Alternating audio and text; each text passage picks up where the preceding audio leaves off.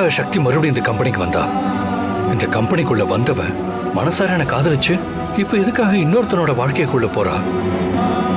இந்த கல்யாணத்துல அவளுக்கு விருப்பம் இல்லைன்னு எனக்கு நல்லா தெளிவா புரிஞ்சுது. இருந்தாலும் எதுக்காக, யாருக்காக இதெல்லாம் பண்றா? இதுக்கு மேல என்னால பொறுமையா இருக்க முடியாது. நேரா கேண்டீன் போய் சக்தியை பார்த்து எதுக்காக, யாருக்காக இந்த கல்யாணத்துக்கு சம்மதிச்ச?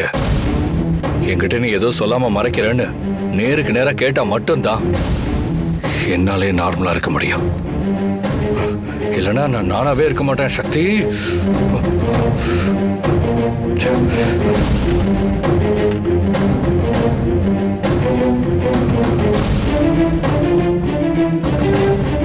சக்தி எங்க போனா? சரி, இவகிட்டே கேட்டுருவோம். சக்தி எங்க? அவங்க வந்தவன என் கேபினுக்கு காஃபி கொண்டு வர சொல்லுங்க. சார், அக்கா இன்னைக்கு வரமாட்டா. உங்களுக்கு வேணும்னா நான் காஃபி போட்டு எடுத்துட்டு வரவா? பரவாயில்ல, இருக்கட்டும்.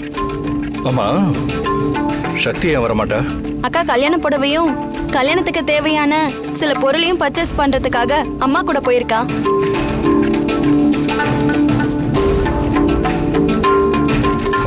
சரி, ஓகே.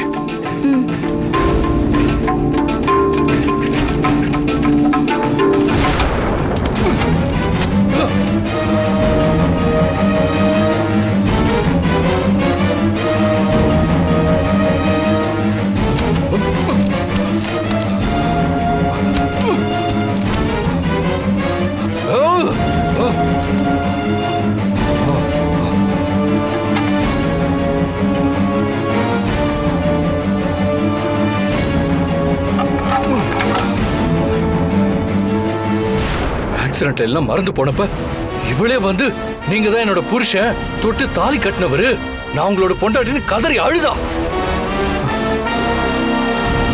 அப்ப அவளை எனக்கு பார்த்து எரிச்சலா இருந்துச்சு. அதுக்கப்புறம் என்னால பல கஷ்டத்தை அனுபவிச்சா. ஆனா அவ எப்ப என்கிட்ட இந்த டிஸ்டன்ஸ் மெயின்டைன் பண்ண ஆரம்பிச்சாலோ, பழைய மாதிரி இல்லாம என்ன அவாய்ட் பண்ண ஆரம்பிச்சாலோ, அப்பதான் நான் அவளை மனசார பார்க்க ஆரம்பிச்சேன். அதுக்கப்புறம் எல்லாத்தையும் மறந்துட்டு அவளை என்ன நேசிக்க ஆரம்பிச்சா. எல்லாம் நல்லதானே போயிட்டு இருந்துச்சு. திடீர்னு எவனோ ஒருத்தன் கல்யாணம் பண்ணிக்க வரானா, இவளும் கொஞ்சம் கூட யோசிக்காம சரின்னு சொல்லிட்டாலும். சரி, அது கூட ஏதோ ஒரு கட்டாயத்துல சரின்னு சொல்லிட்டா.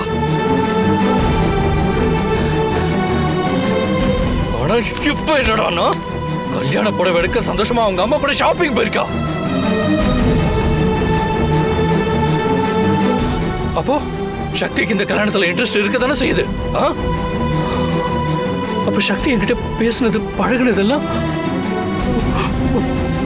உண்மையா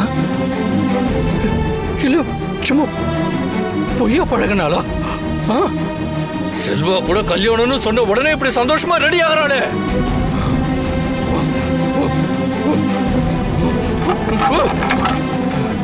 இப்ப மட்டும் நீ என் கையில கிடைச்ச